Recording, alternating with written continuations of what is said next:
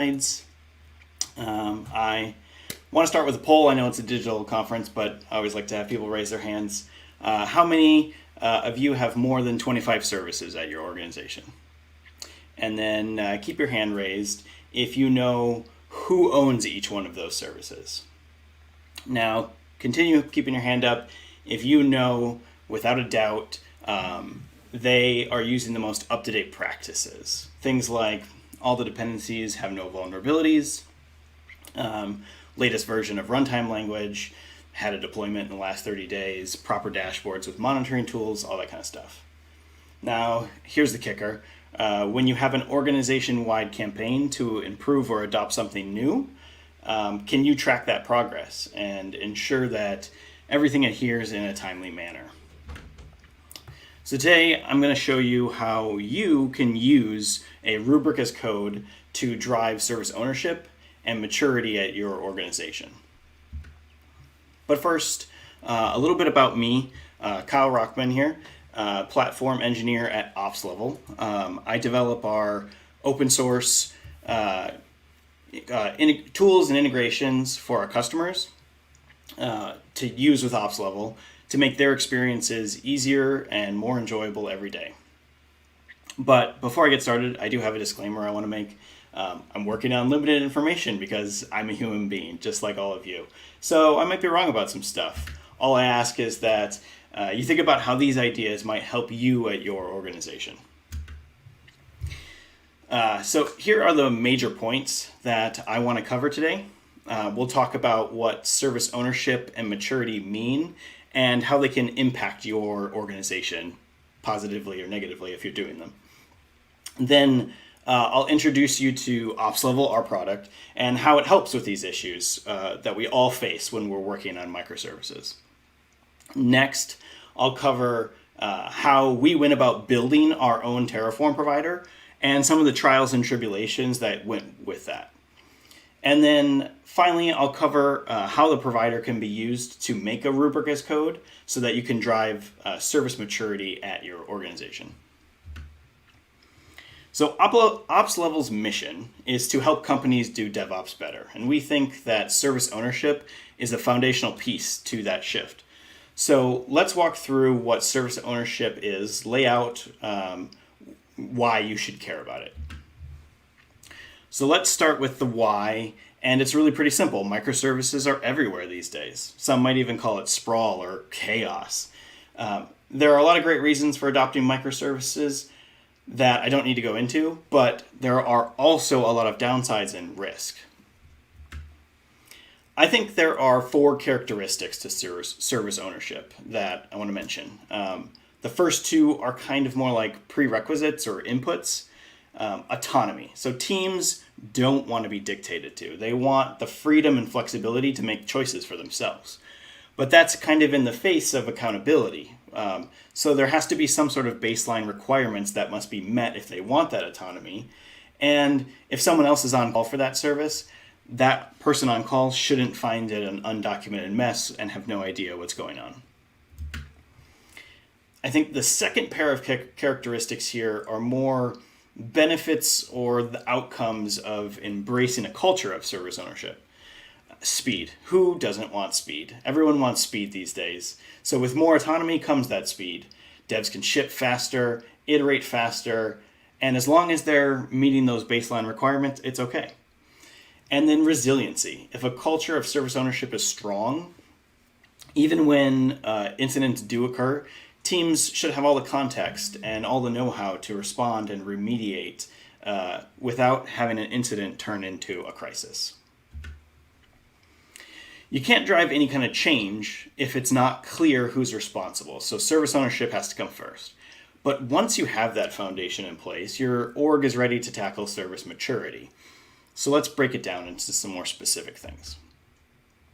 Service maturity can kind of be ambiguous and vague, but once you've got service ownership in place, it's really not that complicated. The secret to maturity, I feel, is continuous improvement. So we have CI, CD, and we want to kind of layer on top of that, always making it better. So what does that look like in practice? Well, service ownership is about giving engineers autonomy, But part of that service maturity is making sure there are still some guardrails, some standards that they can fit in. Standards and goals gives teams parameters to work within, and giving that extra context of why behind those parameters of why you want them to do something can make it view it as part of the org's mission, just instead of red tape that they have to jump over or get through.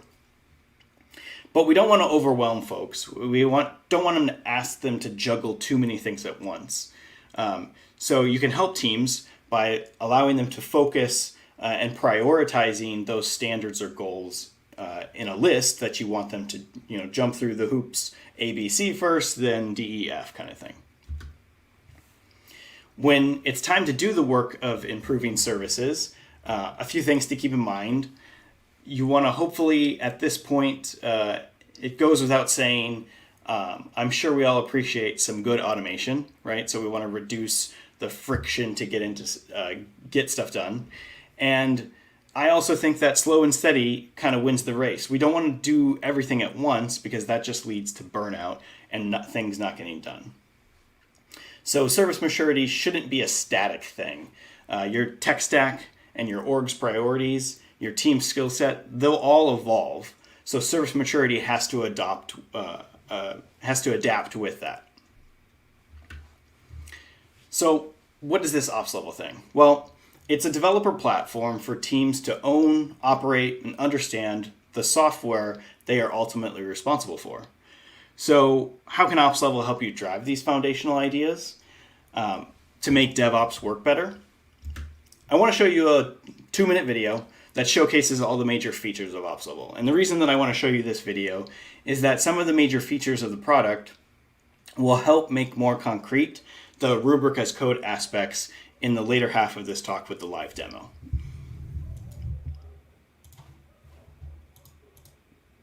Welcome to this OpsLevel introduction. In the next 2 minutes, I'll show you how our service catalog can solve questions of ownership and drive continuous improvement as you scale your engineering organization. Are your engineers relying on tribal knowledge or stale spreadsheets to answer questions like, what does this service actually do? Or which team owns this service? Whether these come up during routine feature development or worse, during incident response, with OpsLevel, devs always have these answers at their fingertips. Let's start by reviewing an individual service in our catalog. Here we have the shopping cart service. Devs can quickly see all its important metadata, like owner, language, and tier, as well as its linked code repositories. On the Operations tab, devs can quickly access all the tools needed to operate, monitor, and troubleshoot this service. And if a service isn't functioning as expected, check the deploys timeline for details of any recent code or configuration changes. With deep integrations and serious extensibility, build your catalog however is best for your team. Kubernetes, Terraform, our GraphQL API, or config as code with an OpsLevel.yaml file are all options. Then keep your catalog up to date with intelligent service suggestions based on your existing integrations sending data to OpsLevel. With your service catalog in place as a strong foundation, you're now ready to tackle service maturity. Service maturity encompasses traditional production readiness checklists, but also much more. With our always-on checks, continuously evaluate all your services against your relevant best practices across all engineering domains. Checks can be as simple as confirming services are labeled with the right metadata and using the right toolchain, or as detailed as evaluating vulnerability scan results and SLO performance of a service. For service owners, no time is wasted looking for the right standards, and clear, prioritized next steps are always available for ownership tasks. For a top-down view of your architecture's maturity, check out our interactive dashboard. Easily identify which teams and services have made progress or which areas need more attention. If you're ready to solve service ownership, visit OpsLevel.com to request your demo and start your free pilot.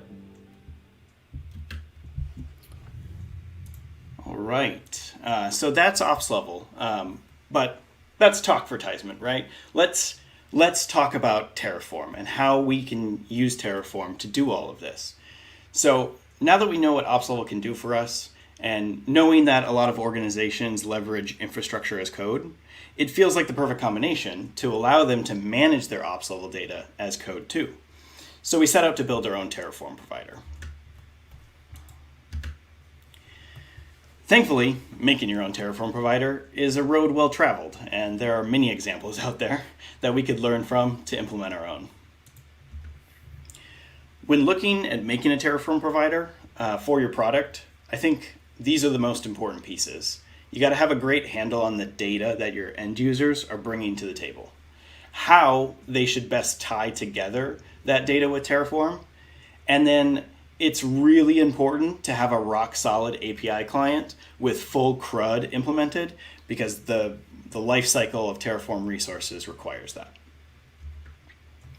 So I don't know if this is a special or unique approach to building a Terraform provider, but the way that I started was with the end result configuration, what it should look like, what it should feel like.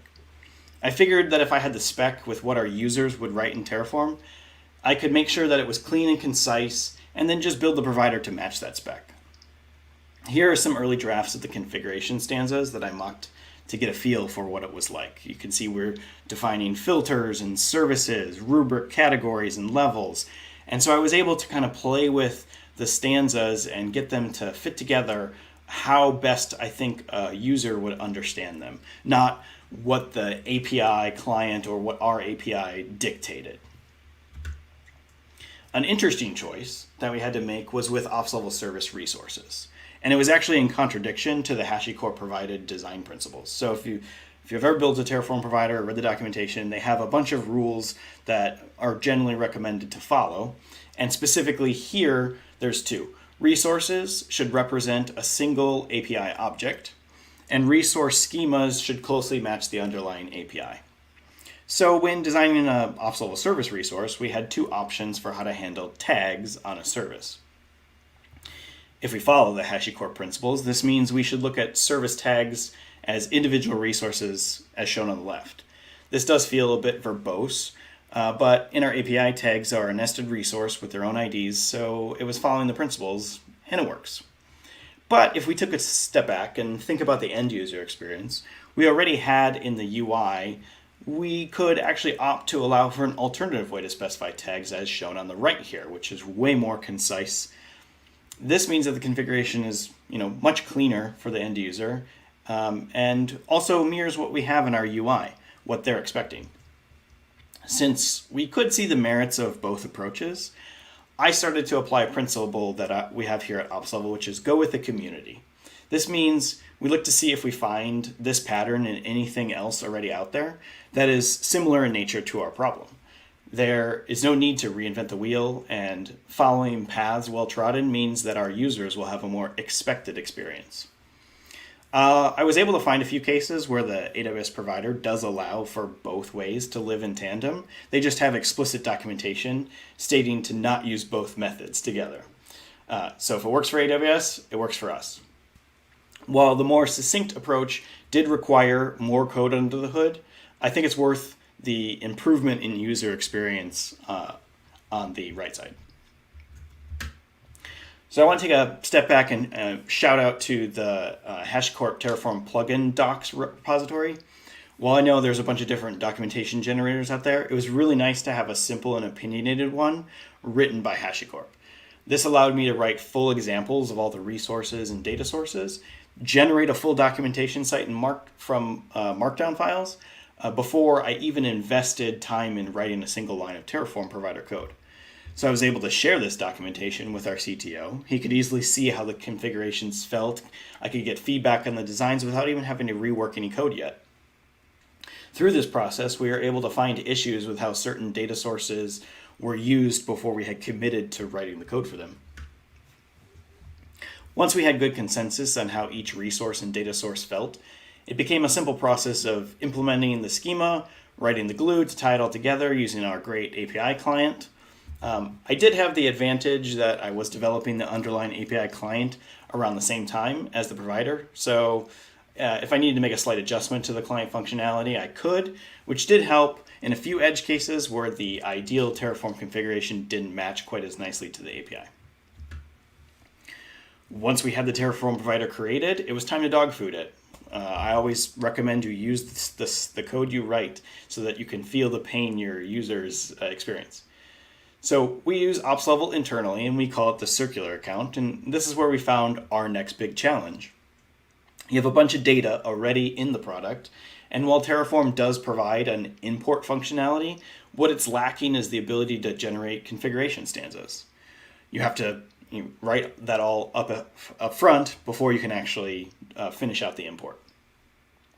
So looking at the community, taking a page out of Cloudflare's Terraform integration, we then built a way to export all of the current data in your account to Terraform configuration stanzas with a simple one-line command. This meant that you could begin using our Terraform provider at any stage of your usage of our product. After some internal testing and dogfooding with our circular account, we finally felt that we had an end-to-end solution we could show to our customers. We've had several customers adopt the Terraform provider now, and they are delightfully surprised to see how clean and concise the resource definitions are, as well as full documentation and examples on day one. So now we're going to get to the live demo part, but I want to take a second to make sure that we pray to the live demo gods that this all goes as expected. So here is OpsLevel. Here's my account with a bunch of sample data in it that we use to demo to people. The main important parts here are that we have different levels, gold, silver, bronze, some services, who owns them, what tier they are, extra metadata about what tools and tags they have. But what we're here to talk about is the rubric. So as you may have seen in the demo or in the video, a rubric is basically just kind of like a scorecard or a school rubric, where on one side we have kind of categories and across the top we have levels. And then it is someone's job to come in here and define what checks, what things you want to check for, what are those bars you want people to pass, and organize them into this rubric so that they can see it. So what that looks like from a service owner's perspective is they have a maturity report, and they're told about what checks are applying to them and what level they're in. And so you can see here we've got this service has passing everything, so it's given a gold star. So let's flip over to the Terraform and start writing, getting a check. You can put these checks into the UI, but we're here with Terraform, HashiCorp, HashiTalks. Let's do it with Terraform. So we have our Terraform provider. I'm using a staging environment. We have those services that are defined here that we saw earlier stanzas for. This entire Terraform repository was exported out of the account with our CLI command. So I have it all set up, I have it talking to the account, and we can go write some checks. So I'm going to start with tool usage checks, because these are just really easy to demo things. So we have a couple in here already that are already in that rubric. Some important points about it is they define categories and levels, who's the owner of the check, filters, which can basically be thought of as I want to target all of the tier 3 and above services. What that kind of filter looks like is with a predicate. So it's here, and we're basically saying, hey, if the tier index is less than or equal to 3, that's what I'm targeting. So what I want to do is make a new check, or add a new check to our rubric. So this is going to be a similar check to the ones that are already there, which checks for tools, but now it's checking for a specific tool category of runbooks, which a couple of our services don't have. So we're going to be a little cowboyish here since we are short on time, and we're going to run apply.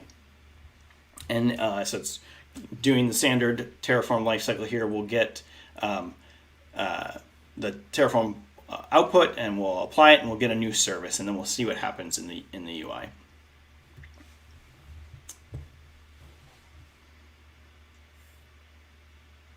API is being a little slow today. So there we go. We'll get our new check applied. And so this was in the gold level under the service ownership category. So if we flip back and refresh, we have gold category runbooks here. And if we go to our services listing, we can see that I think we had a lot of gold services before. We got a few less ones, specifically this one, I think. We go to its service maturity report. We can now see that it's running. And you can see this message here. This service doesn't have a runbooks tool. That's actually something default we generate. But in some of our checks, we allow you to specify, we allow you to specify messages that you can pass to the service owner so they can understand why this check is important, what they need to do to resolve it, any kind of data. It's marked down. You can put a bunch of stuff in here. So if we set up this check, we're going to see that this is a different kind of check. We have a bunch of different kinds of checks. This one is specifically called a custom event check. So you can send payloads at us, and you can use JQ expressions to pull out what the service, what service that payload is for, and then what is a success condition. These are really powerful checks, and they allow you to build integrations how you want. And we're building out integrations with other tools like PagerDuty and things.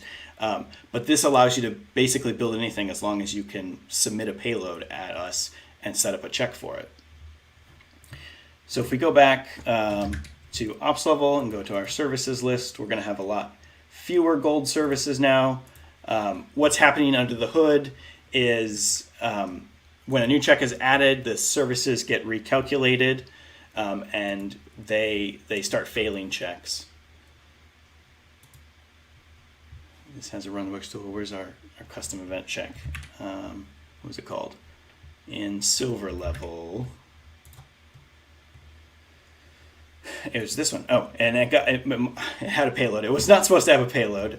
What sending the events looks like is a JSON payload that you send at an integration endpoint.